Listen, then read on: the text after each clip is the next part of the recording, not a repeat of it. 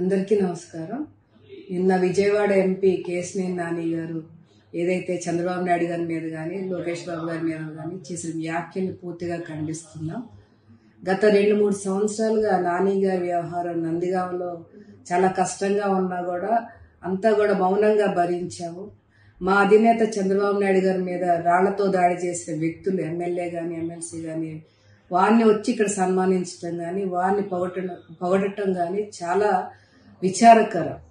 అయినా కూడా మా అధినేత మీద గౌరవం, పార్టీ లైన్ దాటకూడదని చెప్పి మేము అన్నీ కూడా మౌనంగా భరిస్తూ వచ్చాము.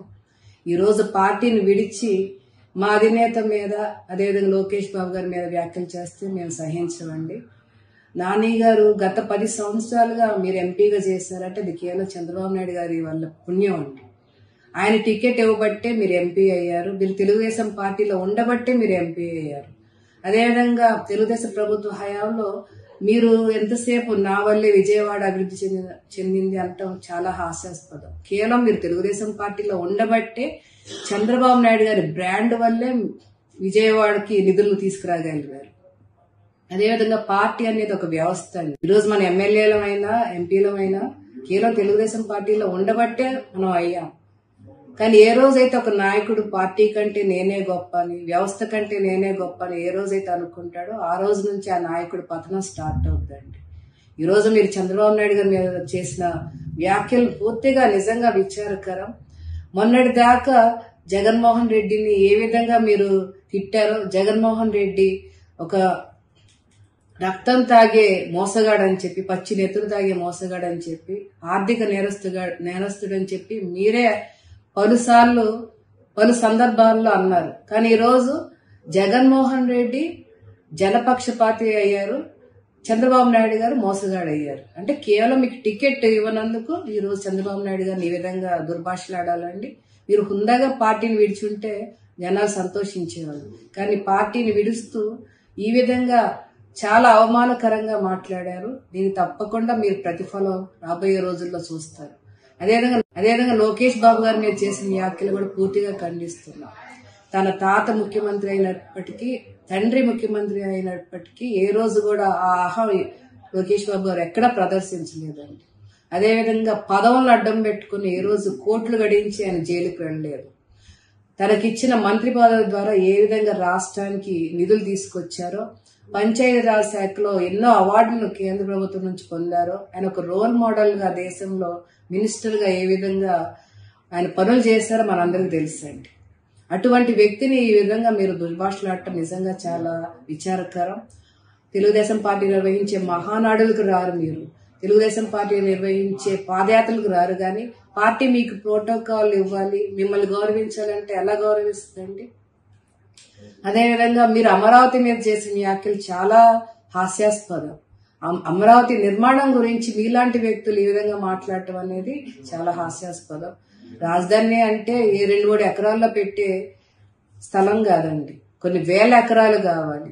ఈరోజు అమరావతిలో ఒక భాగం విజయవాడ, రాజధాని ప్రాంతంలో ఒక భాగం విజయవాడ. మనం చూస్తే విజయవాడకి అమరావతికి ఎంత డిస్టెన్స్ అండి?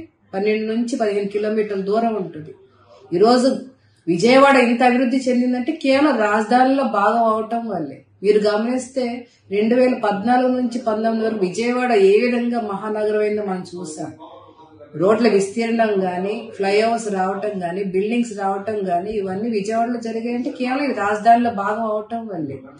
అదేవిధంగా ఈరోజు అమరావతి నిర్మాణం ఏ విధంగా 33,000 ఎకరాలు ఒక్క పైసా కూడా తీసుకోకుండా చంద్రబాబు నాయుడు గారు ఆ నిర్మాణాన్ని ఏ విధంగా చేశారో మనందరికి తెలుసండి. అది ఒక ఇంటర్నేషనల్ సబ్జెక్ట్ అయింది ల్యాండ్ పూలింగ్ అనేది.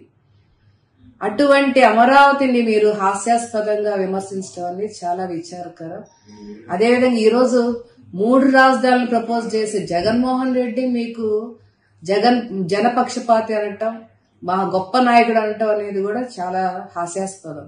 ఈరోజు విజయవాడకి 400 కిలోమీటర్ల దూరం ఉన్న వైజాగ్ ని రాజధానికి ప్రపోజ్ చేస్తుంటే ఆయన మీకు నచ్చాడు. 12 కిలోమీటర్ల దూరంలో అమరావతి నిర్మాణం చేస్తుంటే చంద్రబాబు నాయుడు గారు మోసగాడైపోయారు.